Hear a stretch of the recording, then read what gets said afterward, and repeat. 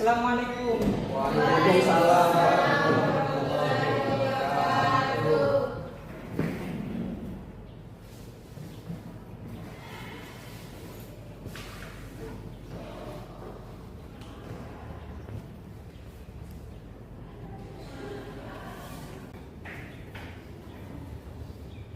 Bismillah, teman-teman mahasiswa sekalian, selamat pagi dan salam sejahtera untuk kita semua. Semoga teman-teman semua sehat selalu dan dalam lindungan Allah Subhanahu wa Ta'ala. Amin. Pada kesempatan pagi hari ini kita masuk kepada materi sesuai dengan EPS yang ada, jadi tentang perkembangan moral siswa.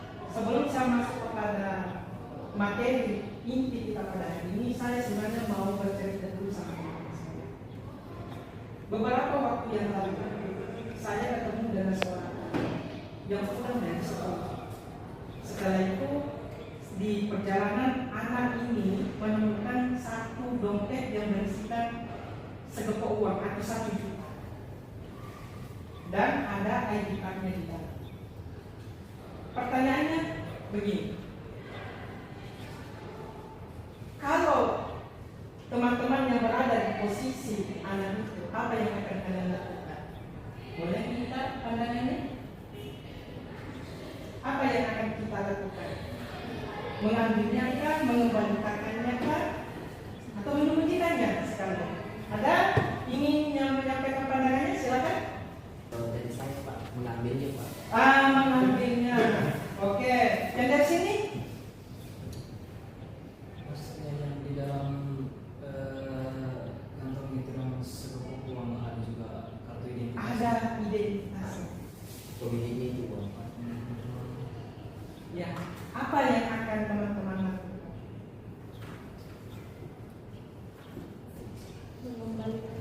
Mengembalikannya.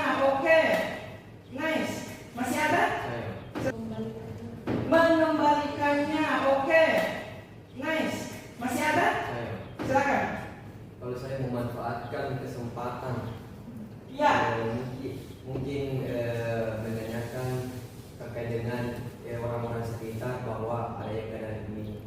Sebelum kita masuk kepada pembelajaran inti, mohon kiranya teman-teman mahasiswa silakan di scan absensinya, absensi hadirnya, perkembangan moral yang ada pada peserta didik, baik itu nanti anak SMP sampai anak SD.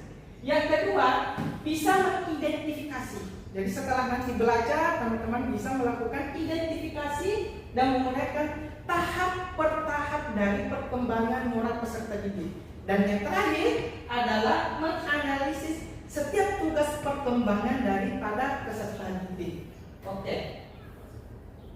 Nah, kan tadi kita sudah tahu ya bahwa tujuan kita akan mengidentifikasi. Kenapa setelah mereka berbohong, anak-anak itu tidak ada yang memarahinya, sedangkan orang dewasa kalau berbohong pasti dimarahi. Nah, ya kan? Benar? Oke. Terus, menurut Anda, ada yang bisa menyampaikan, menurut Anda, apakah moral itu dibentuk di lingkungan kalian atau dibentuk di pendidikan? Ada yang bisa menyampaikan pandangannya? Moral itu nanti dibentuk di sekolah atau di lingkungan atau di masyarakat? Bisa dua-duanya. Oke, teman kita ada yang bisa dua-duanya di sini. Termasuk juga lingkungan. Baik. Saya tertarik dengan jawaban daripada teman-teman. Ada yang mengatakan kedua-duanya mungkin teori yang digunakan berbeda. Tapi mari kita lihat apakah jawaban tersebut sesuai dengan teori yang akan kita bahas pada kali ini. Nah, kalau teori Holberg secara singkat terbentuk dari lingkungannya. Anak bisa berkata kasar karena orang yang diajaknya itu senantiasa didengarnya berkata-kata kasar. Anak yang suka kekerasan fisik karena yang sering dilihatnya adalah kekerasan fisik. Nah, itu menurut Kolbert. Baik. Dalam tahapan ini, Kolbert membagi 6 tahapan dalam perkembangan moral. Yang pertama, anak usia 4 sampai 9 tahun itu, teman-teman sekalian, nanti dia bisa memperhatikan nilai atau suatu kebaikan ketika mereka diberikan hadiah. Yang kedua, pada umur 10 sampai 13 tahun, perkembangan moral itu nanti teman-teman sekalian seperti menaati standar tertentu.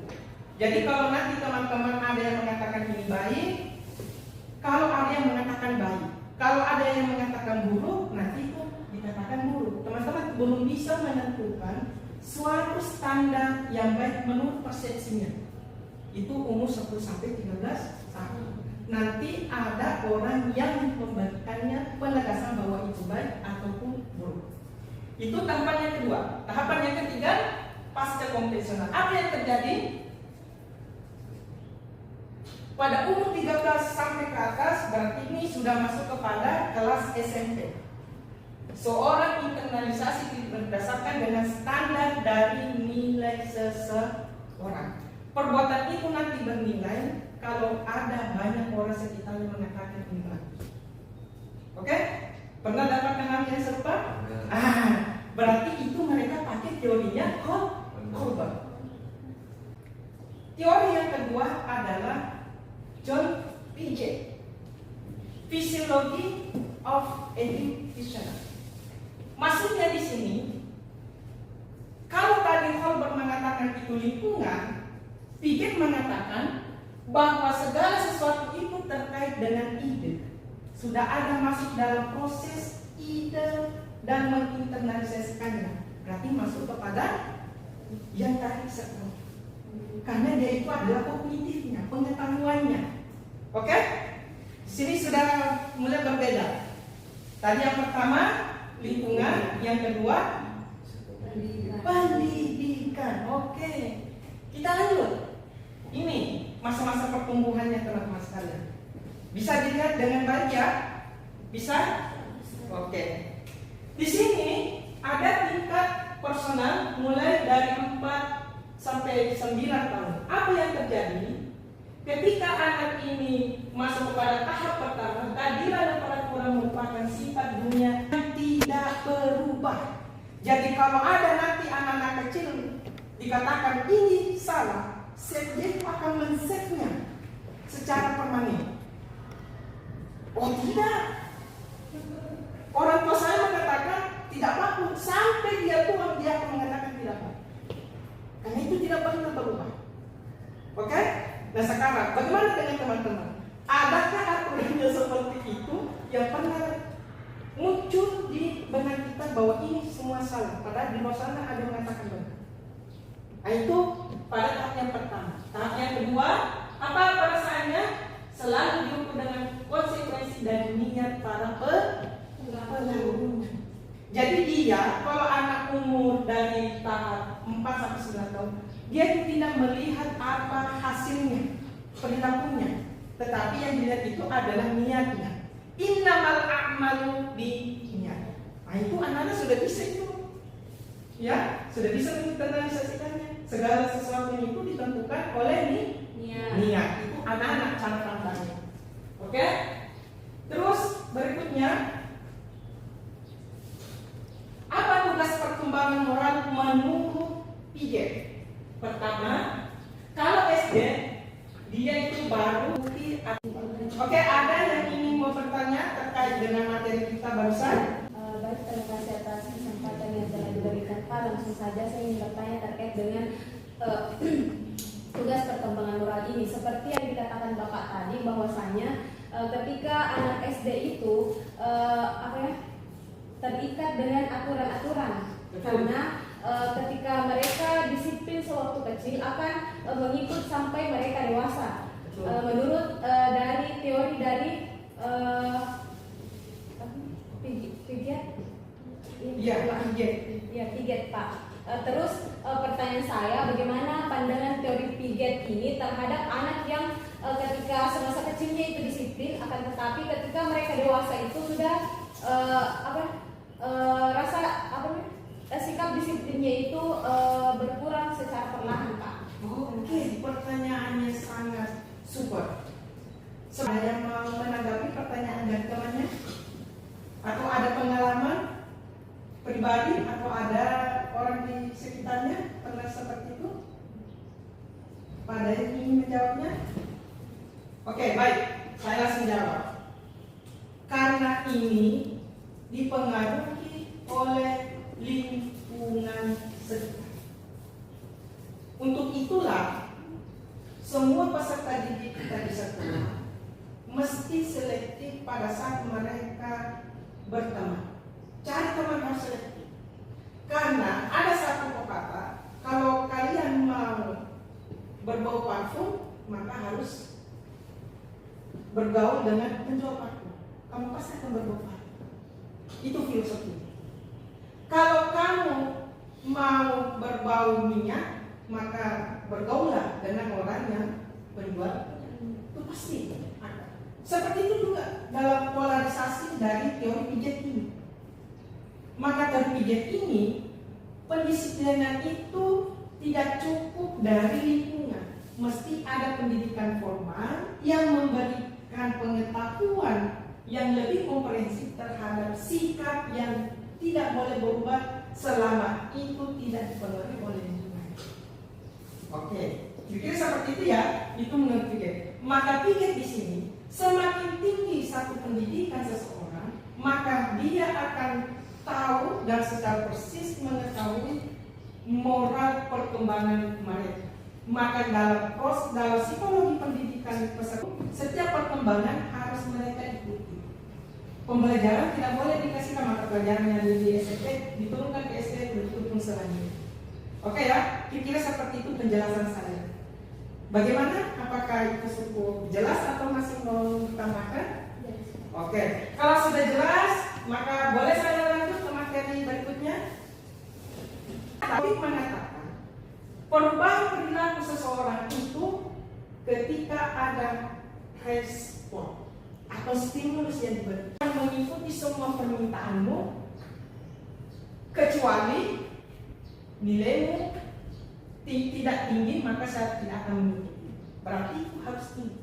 Nah, kalau hal ini dilakukan oleh peserta ibu guru di sekolah, maka sebenarnya dia mau merubah, ingin mengembangkan moral daripada pesertanya dengan memberikan stimulus secara langsung kepada peserta. Nah, ciri-cirinya, ini ada ciri-cirinya.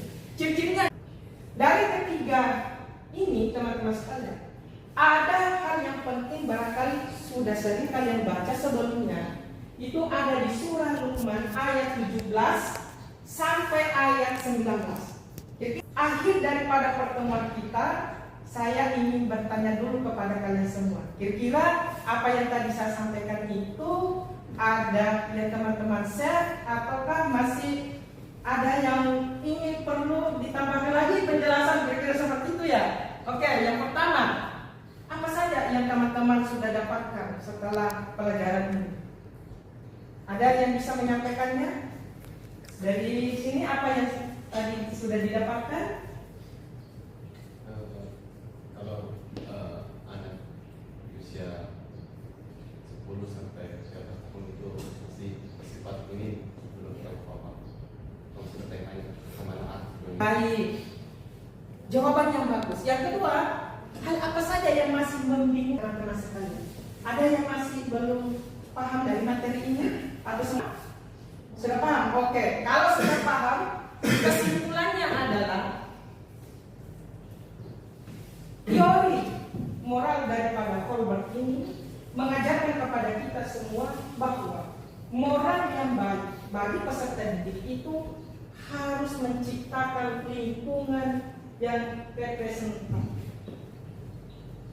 Kalau dari teorinya Piaget bahwa moral itu bisa dibentuk dari tingkat pendidikan seseorang. Yang terakhir, menurut teori daripada Tordijk, mengatakan bahwa moral baik peserta didik bisa berubah kalau diberikan stimulus oleh orang sekitar. Kira-kira seperti itu pertemuan kita pada pagi hari ini. Sampai ketemu di pertemuan berikutnya dengan materi yang berkaitan dengan pengembangan sosial daripada peserta didik. Sebelum saya meninggalkan tempat ini, teman-teman, saya ada tugas untuk kalian semua. Oke, baik. Jadi nanti tugasnya teman-teman sekalian boleh di-scan ini untuk melihat daripada video yang terkait dengan perkembangan moral peserta didik.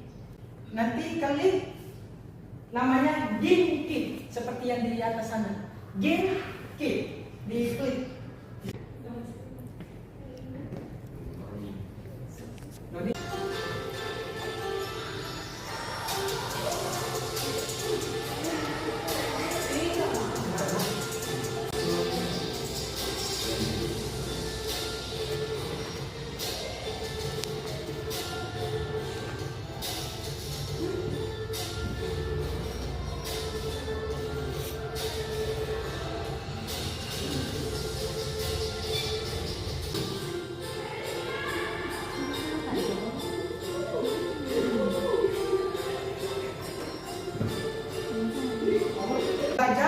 Maka yang paling tinggi skornya ada di nomor urutan pertama itu ada Ulwan.